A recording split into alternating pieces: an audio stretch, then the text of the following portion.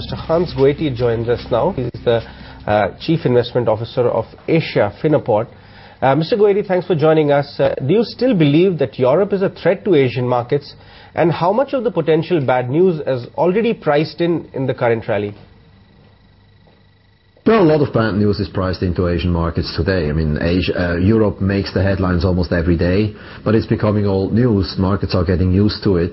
Again, the default by Greece and possibly Portugal could have an effect, and again, it depends whether these defaults will be orderly or not, but that's still a few months out, and in the meantime, we believe that the policies of the European Central Bank, which is essentially pumping liquidity, will help Asian markets. Mr. Goetti, what events from Europe could hold the key for a turnaround in the world markets? Well, we are seeing it already. It's not so much the fundamentals. We think the fundamentals look pretty awful. Europe is in a recession. The debt crisis is unresolved. But what has happened since December is that the European Central Bank has essentially put the European banks on a lifeline by providing unlimited amounts of liquidity. And that, of course, amounts to quantitative easing. Whether they call it like that, it doesn't matter. It is QE. And we saw 500 billion pumped into the banking system, and we're going to see another trillion at the end of this month. That means that the balance sheet of the European Central Bank is literally exploding on the upside, and all this liquidity finds its way into real assets, and we think that emerging markets will be a beneficiary of that as well. Right. But what's the view on the US markets, which are actually rallying, and there are talk of another quantitative easing in the offing? Even the data points which have been pouring in are signaling to some conclusive recovery. Do you agree? Yeah, that's a good question. I think the recovery, it looks like economic data has been improving as of late, but that does not mean that the economy is staging a recovery. What we would like to see is a recovery in the housing market. The housing market has collapsed after the financial crisis and has been bottom bouncing ever since. We are seeing some signs that the housing market is recovering, but they're very faint signs. That's one. The other one will be the unemployment rate. Unemployment rate is coming down, but the numbers are highly suspicious. The way they're calculated, it smacks very much of election year calculations and data. Almost that manipulation, but it's true. The numbers cannot be trusted. But we would like to see unemployment coming down decisively, and at the same time, incomes rising. That has not happened. Even if you create new jobs, the new jobs are paying less than the old ones that got lost. So those two data points for us are the most important ones. Right, and what's your view on India and China after the rally that we've seen so far? Most believe that the rally has been speculative. Do you agree? And our allocation of serious long-term capital increasing in favor of the region?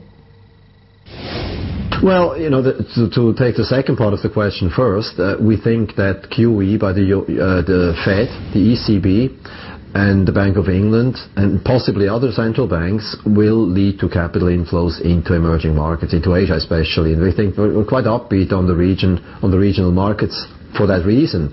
As far as China is concerned, I think the expectations or the fear was that China would experience a hard landing.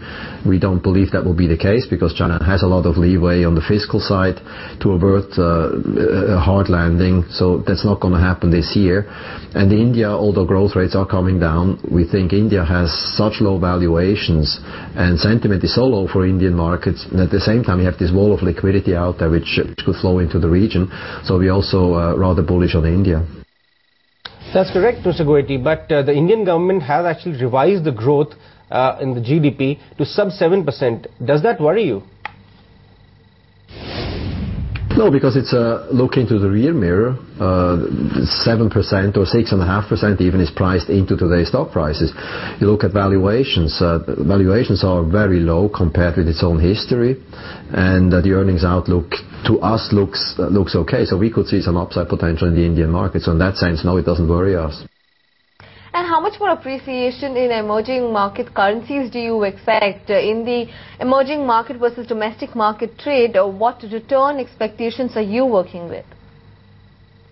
Yes, in the case of QE3 in the United States, you will probably see a weaker dollar, and of course that will reflect in currency appreciation in Asia.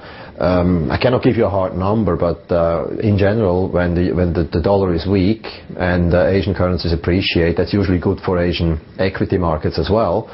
Specifically to India, we think that there is a recovery potential in the rupee, but it will depend on whether the markets are in risk on or risk off mode once the Reserve Bank of India starts to cut rates. So if the global markets are in risk on mode, we could actually see the Indian rupee appreciating, even if the central bank is starting to lower rates. That would be an extremely bullish sign. Right, but what about the earning expectations versus the valuations of India? How about that equation? And also, are we likely to expect a pickup in the earnings in next 2 to 3 quarters? Which are the preferred sectors, according to you, for Indian equities? Well, we are looking at earnings growth in the low double digits, probably somewhere around 12%.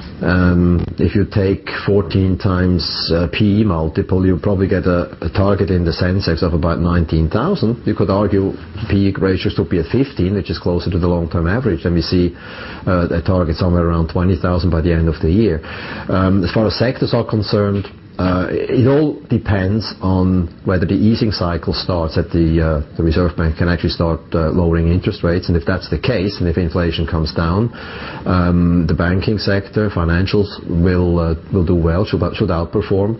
We also like consumer sectors which are tied into rural consumption, the auto sector, and maybe we would still avoid sectors that are tying into the global economy.